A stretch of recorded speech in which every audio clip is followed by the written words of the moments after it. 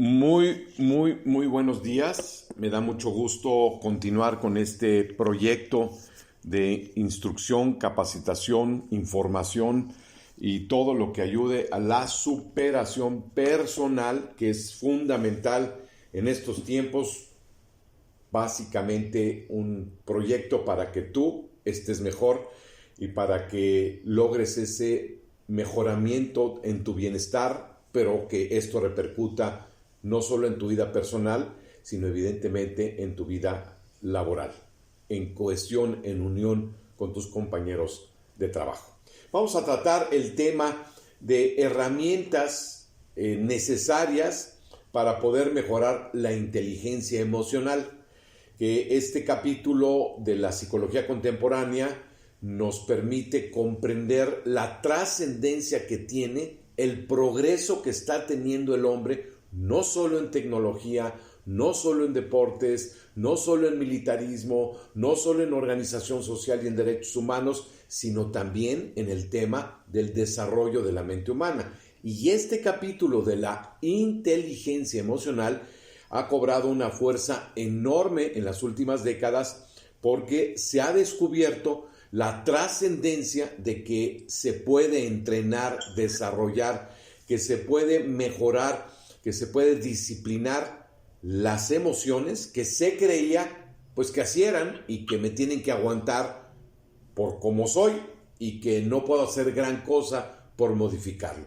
Y entonces el descubrimiento que se hizo fue enterarse de que hay niveles muy altos de personas que tienen un excelente manejo de sus emociones y otros que son muy rudos, muy primitivos, muy primarios y que, claro, pues como muchos animales, les da resultado ladrar, morder, patear, etcétera, pero pues no deja de ser un mecanismo primitivo. En cambio, una persona con elevado nivel de manejo inteligente de las emociones tiende a ser más civilizado, más educado, mejor documentado, más estable, con mayor control y dominio de sí mismo, de mejor humor, etcétera, etcétera. Entonces, eso es lo que nosotros consideramos como muy valioso, el poder charlar sobre el tema de la inteligencia emocional el día de hoy en este ámbito, en este ambiente laboral. ¿Qué es inteligencia? Se han encontrado muchísimas definiciones y hay muchas escuelas, muchas tendencias. Simple y llanamente se ha capitalizado el concepto de capacidad que tiene un sujeto para plantearse y resolver problemas. ¿Qué quiere decir? Poder entender el problema, entender la situación, porque la observa, porque la concibe, porque la relacione con experiencias anteriores, pero entiende y capta bien un problema y lo más interesante, le da la adecuada solución a ese problema. Entonces pueden ser problemas muy abstractos como de física cuántica o problemas muy simples de la vida diaria como se me descompuso algo y cómo lo voy a arreglar, o hay tráfico en la ruta que tengo todos los días y cómo le hago para ir por otro camino y pues voy a googlearlo, voy a buscar maps o qué sé yo. Es muy importante entonces el que nosotros veamos que una persona inteligente no crea problemas, sino busca entenderlos, conocerlos y más que nada resolver los problemas. ¿A qué se refiere con el tema de inteligencia emocional? La capacidad de darse cuenta, de entender, de comprender las emociones y de darle una solución civilizada, educada, que no se quede en eso que decíamos, rudo, primario, primitivo, arcaico, vaya, que se quede como está y que además la persona diga, es que no puedo hacer nada. No, sí puedes hacer algo, sí puedes modificarlo y lo puedes cambiar porque sí puedes entrenar con disciplina, con esfuerzo, con conocimiento, la inteligencia emocional y no te quedes en niveles tan rudimentarios como los que muchos tenemos en esta vida. Entonces, entendiendo muy bien que inteligencia emocional, voy a repetir, capacidad de darte cuenta, de conocer, de ubicar los problemas y darle solución de índole emocional. ¿A qué emociones entonces nos estamos refiriendo? Nos referimos básicamente a las tres grandes emociones que tenemos los seres humanos. La número uno, por ser quizás la más aparatosa y la más presente y la más rutinaria en la mayoría de las personas, es la emoción del enojo. Es decir, es que estoy enojado, me siento enojado, me enoja que me hagas, me enoja que digas, me enoja que no sucedan las cosas, estoy enojado hasta con la vida, y hay quien está enojado con lo que cree y hasta con Dios, pero está enojado.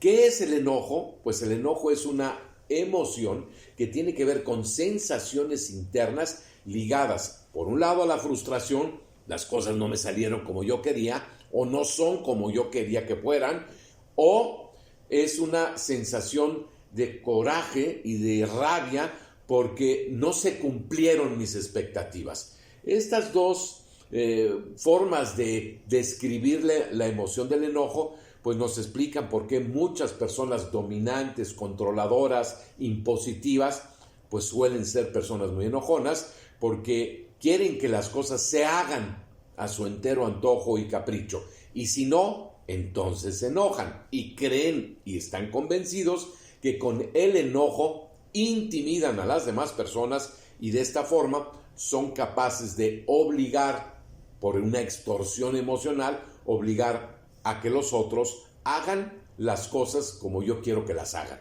para yo no seguir enojado.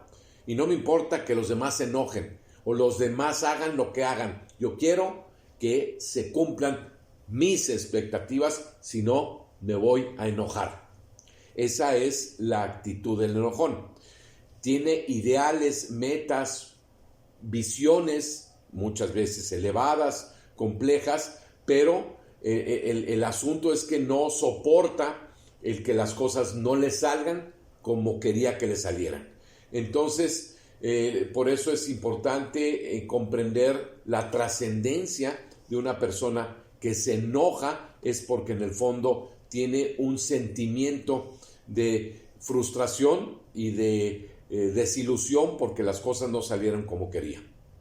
Muchas personas sí amanecen enojadas y viven enojadas y se duermen enojadas porque la vida pues no es como la querían. No tienen el trabajo que deseaban, no tienen el sueldo que deseaban, no tienen la relación afectiva emocional que deseaban, no tienen a los hijos como los querían, no viven en la ciudad como les hubiera querido, no tienen el dinero que hubieran deseado. Es decir, nos damos cuenta que el enojo está siempre ligado a frustrado, vivo enojado por lo que no tengo y no disfrutando lo que tengo. Tienen esposa, trabajo, hijos, dinero, pero lo que no tengo es lo que me hace enojar, lo que me hace molestarme, lo que hace que yo no esté contento con la vida. Por eso estoy hasta enojado con la vida, porque las cosas no me han salido como me hubiera gustado que salieran y las tengo que cambiar. Y me enoja ver personas que me lo señalen y me lo digan. Entonces, son muy sensibles, son cerillitos, son mecha corta, porque cualquiera de las cosas que lo asocian a su nivel de frustración, pues inmediatamente reaccionan y reaccionan enojados. Entonces, esta es una de las primeras emociones que estamos abordando y que básicamente es que tú la ubiques, qué tanto la padeces, qué tanto de enojón o de enojona eres y qué tanto has sido capaz de sobreponerte o de superar el enojo. Esto que quede muy claro que es fundamental. Una persona inteligente en la emoción del enojo, claro que también se enoja. Digo, también no somos peritas en dulces ni monedas de oro. Sí nos enojamos. Las personas, todas nos enojamos. La diferencia con una persona inteligente, con una que es mucho menos inteligente emocionalmente en este aspecto del enojo, es que lo supera muy rápido o deja pasar muchísimas cosas que finalmente no son importantes ni trascendentes.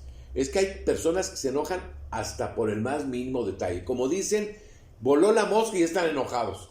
Y hay tráfico, ya están enojados. Se les metió un carro y ya están enojados. Es decir, el poco inteligente en la emoción del enojo se enoja de todo. Es muy sensible a todo y reacciona siempre de mal modo y con una forma agresiva porque pues no le parece, no le gusta, tiene expectativas que no se van a cumplir, pero voy a llegar tarde a mi trabajo y este tráfico que quién sabe qué, yo ya estoy harto. Ese es el primitivo, el que no supera rápido el enojo, o el inteligente se enoja muy poco, se enoja menos y tiene que ser muy difícil que lo hagan enojar. ¿Por qué? Pues porque la mayoría de las cosas no lo hacen, ni le afectan, ni le importan. Vaya, no son trascendentes en su vida. No es fácil que una persona que maneja bien su inteligencia emocional en el enojo lo hagas enojar. No se va a enojar. Es complejo y difícil que se enoje.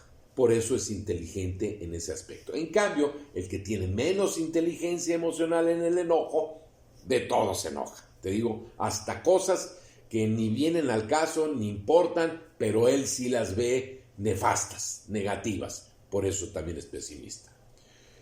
La otra emoción, espero que con este quede claro y que podamos perfectamente dialogar posteriormente sobre estos temas con toda la apertura que ustedes quieran. La otra emoción es el miedo. Esta indudablemente todos la tenemos, todos la poseemos. La mayoría de las personas tenemos muy presente lo que nos hace sentir miedo, las cosas que sentimos que son peligrosas. Miedos desde temas infantiles hasta miedos muy fantasiosos, muy irreales, como son monstruos, fantasmas, brujas, extraterrestres o qué sé yo. Cosas que incluso pueden sonar lógicas, pero que nos producen miedo porque no he podido superarlas, porque no he recurrido a un uso inteligente de mi pensamiento, de mi capacidad de resolver problemas, y ando pensando cosas que me son altamente peligrosas o que me causan miedos futuros y que probablemente ni pasen. Por ejemplo, miedo al fracaso, miedo al futuro, miedo a que seas un desempleado, miedo a quedarte sin una pensión, miedo a un accidente, miedo a que te vayan a regañar, miedo a perder tu prestigio, miedo a un accidente, miedo a la enfermedad de un ser querido. Es decir, finalmente en nuestra mente puedes inventarte todo tipo de miedo. De ahí surge el famoso concepto de fobia, que es miedo exagerado a algo que no es real. Por ejemplo, ¿qué de peligro puede tener una cucaracha o un ratón realmente para ti?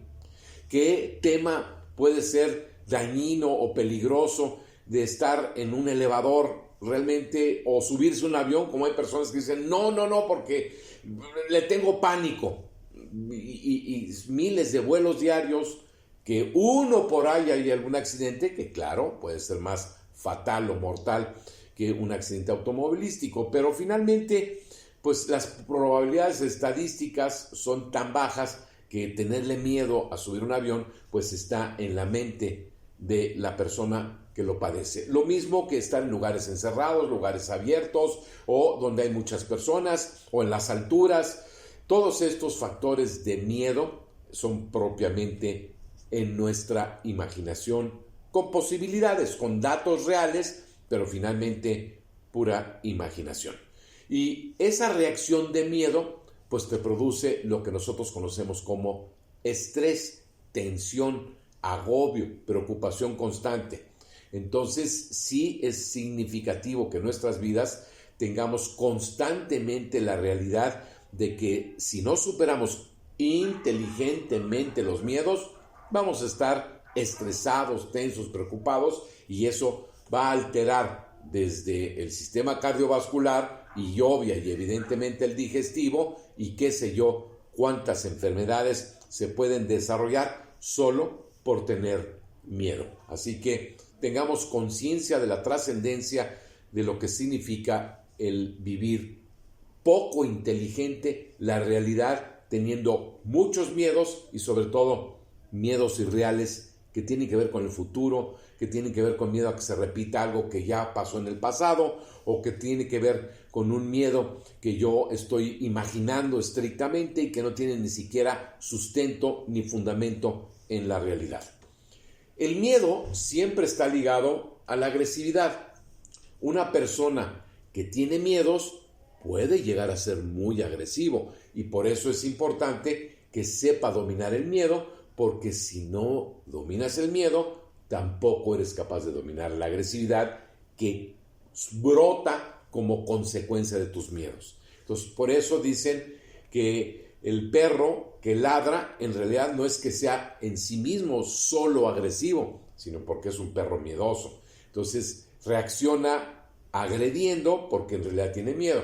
¿Qué es lo que le pasa a muchas personas que son agresivas? Porque en realidad tienen mucho miedo. Miedo a la crítica, miedo al fracaso, miedo a la competencia, miedo a que les pongan el cuerno, a la infidelidad, al adulterio, miedo a perder sus bienes, miedo a que lo roben. Entonces se hace agresivo, se hace todo pendiente y todo estresado y tenso, hasta con reacciones inmediatamente de pleito, porque en realidad lo que está teniendo en el fondo es mucho miedo.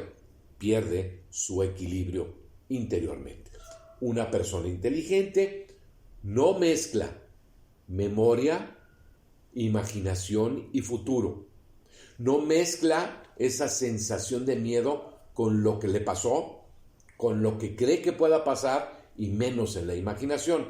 Una persona inteligente tiene pocos miedos porque ve la realidad cuál es. La desglosa, la desmenuza y dice, oye, pues efectivamente, ¿qué me puede hacer este ratón? Es más, el ratón me ve y corre. ¿Por qué yo le voy a tener fobia a un ratón si los ratones no hacen nada?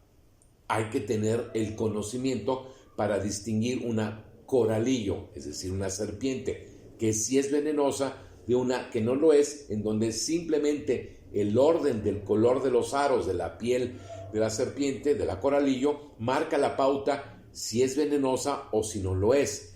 El que sabe, pues no le tiene miedo. Y el que ve una y que dice, esta sí es coralillo, pues a lo mejor domina su miedo, pero toma todas las precauciones para que efectivamente esté capaz de alejarse del peligro.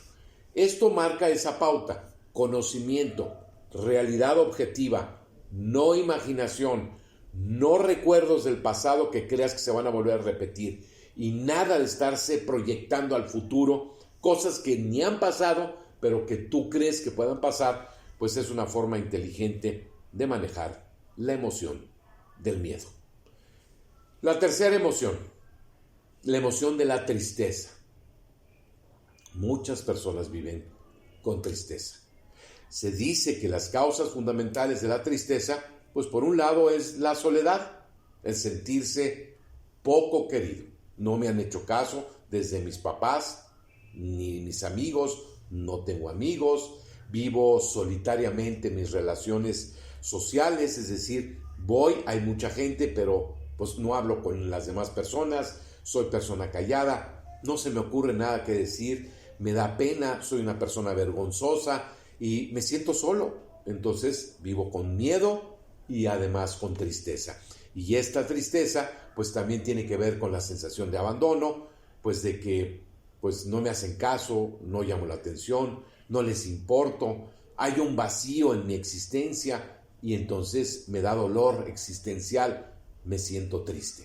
También la tristeza está ligado pues a perder a los seres queridos, al duelo, a haber vivido una experiencia de pérdida de algo importante. A lo mejor haberte cambiado de ciudad de niño, haber perdido a tus padres, haber dejado una amistad amorosamente muy querida, tu pareja, tu esposo, tu esposa, tu novia, en fin, todas esas pérdidas regularmente generan tristeza.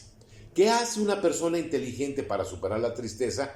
Pues lo primero que sabe que son cosas circunstanciales que les debo de dar vuelta a la página. Una persona poco inteligente con el tema de la tristeza vive años sufriendo la muerte de un ser querido. Todavía 5 años después, 8 años después, se acuerda de su ser querido muerto, fallecido, y sigue llorando, le sigue sufriendo, lo sigue extrañando, no lo ha superado. Nosotros le llamamos en filosofía y psicología un duelo mal administrado, mal manejado, mal superado, porque sigue teniendo el dolor y el sufrimiento como si no pudiera vivir sin esa persona, o le falta algo, o se siente incompleto porque ese ser querido ya se fue y no está con él. Entonces todo esto hace que su sentimiento de tristeza sea mucho más primitivo, mucho más encerrado en una realidad práctica de todos los días en donde no sabe qué hacer con su tristeza. Las personas inteligentes en el manejo de la tristeza rápidamente encuentran en el buen humor, en actividades varias, en la creatividad, en temas sociales positivos, una forma de adquirir alegría, que es el opuesto de la tristeza, y de esta forma lograr pasársela mucho mejor sin necesidad de caer en el alcoholismo y en otras drogas o en otros mecanismos adictivos o afecciones de evasión que tienen que ver muchas veces con lo que se convierte en un problema más grave que el sentir la tristeza, que son las adicciones, como mencionaba. Bueno, estas tres son las emociones básicas que hay que considerar fundamentales en nuestra vida laboral. Esto lleva para que tú como líder, como persona que tiene responsabilidades, que dirige, que tiene mando, que tiene poder, que tiene autoridad, que sabe distinguir cuándo hay que usar el poder, cuándo tienes tú la responsabilidad del cargo que tienes, las tareas encomendadas, y cuándo tú como líder eres sensible, guías, orientas, comprendes, captas tanto lo que tú necesitas como lo que necesitan tus colaboradores. Entonces aprendes a conjugar liderazgo con autoridad. Y a la hora de ejercerlo en tu trabajo, ojo, es muy importante saber qué tanto tú te enojas, qué tan miedoso eres y qué tan triste andas a lo largo de una jornada laboral.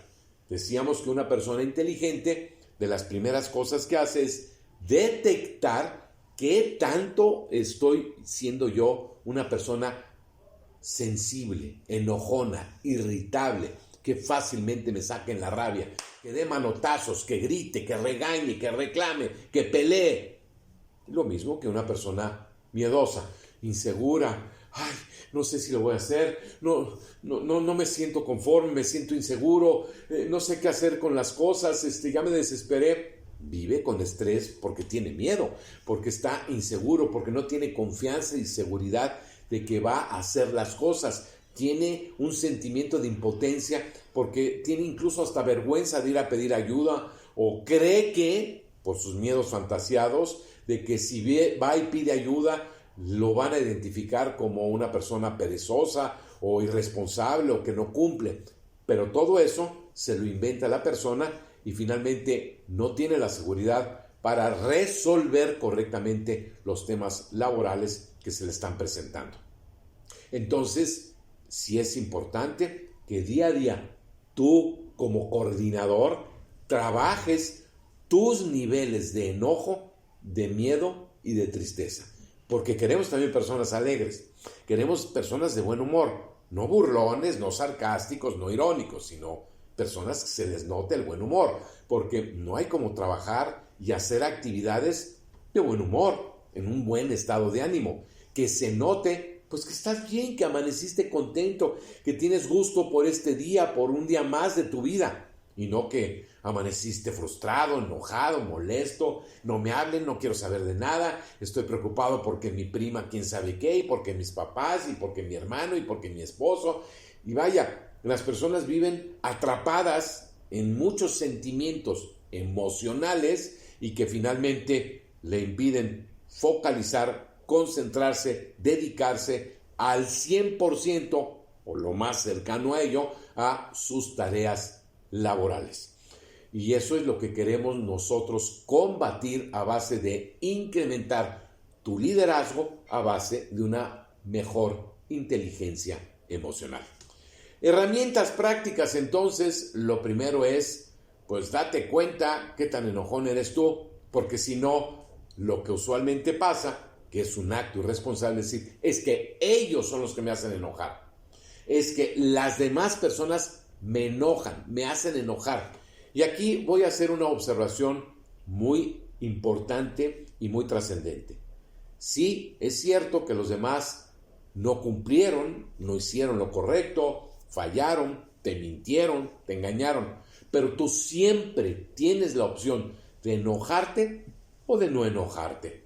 O tienes tú la alternativa de un comportamiento distinto a que nadie te esté diciendo cómo debes de reaccionar, porque el único que decide cómo reaccionar ante las dificultades, ante las provocaciones, ante las fallas de los demás, eres tú mismo. Y lo mejor, recomendación básica, es que no reacciones con enojos. No sirve de nada estar enojado. Por consiguiente, reclamar, regañar, estar persiguiendo, supervisando, vigilando y señalando los errores de los demás, no suele ser buena herramienta que debe de tener un líder adecuadamente. ¿Por qué? Pues porque estás manifestando que tú quieres controlar, dominar y que se ejerza tu poder del cargo que tienes a base de tus sentimientos de enojo y de dominio que también quieres imponerle a los demás.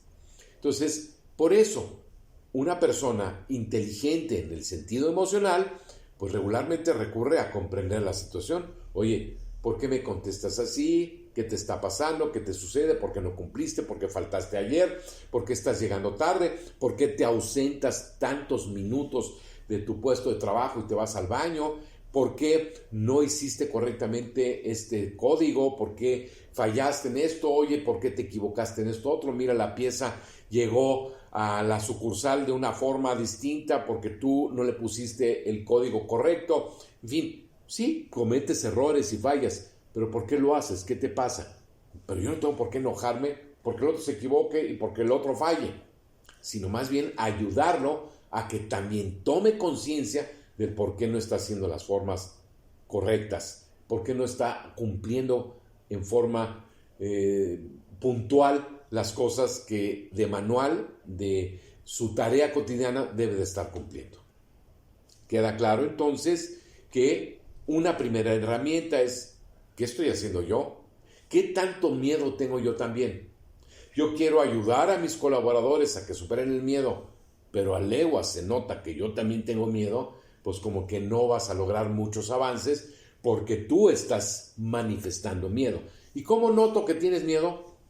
Porque eres una persona agresiva, porque estás claramente manifestando descontrol en tu manejo de la agresividad. Pierdes muy fácilmente la cabeza porque eres una persona impulsiva, explosiva, cerillito.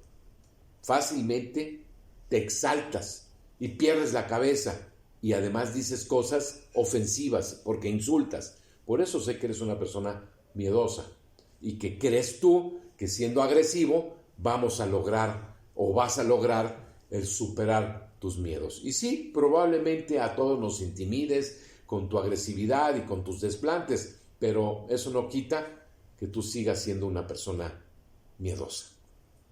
Entonces, darte cuenta tú qué tanto estás realmente siendo agresivo.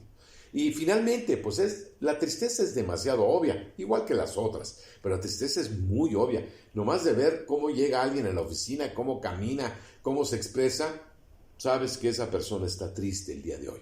Y es evidente que no lo va a poder ocultar y que no lo va a poder fingir, porque la tristeza pues es una manifestación que impacta a todos los que lo rodeamos y que quisiéramos, porque tiene que ver con los afectos, con los sentimientos, y quisiéramos ayudar a una persona que finalmente se siente triste y quisiéramos alentarlo o hacer actos de comprensión para que la persona pueda sentirse pues mejor de su situación que le está aconteciendo. Queda claro entonces la trascendencia de yo ponerme en principio a darme cuenta, a saberme en qué niveles de mi inteligencia emocional me estoy moviendo. Otro aspecto inteligente para el manejo correcto de las emociones es que no afecten tu concentración. Resulta que en los deportes, ahora que acabamos de ver mucho de las actividades olímpicas, es muy importante del por qué un atleta tiene tanta precisión, tan exacto hace las cosas, porque no pierde la concentración. Se sabe que en la medida en que tienes más concentración, mejor tino, precisión, capacidad de desempeño y de desenvolvimiento, lo cual, si funciona en los deportes, también funciona a nivel laboral. Tiene más posibilidades de éxito, de ganar una medalla, quien está mejor concentrado, alguien que no lo está. Y lo más importante es que sí, los demás me pueden desconcentrar, pero se ha descubierto que la más fuerte desconcentración proviene de tu mundo interior, tus miedos, tus enojes, tus frustraciones, tus agobios, tus tensiones económicas, tus tristezas, tu dolor, todas esas afecciones emocionales son el principal distractor de tu mente.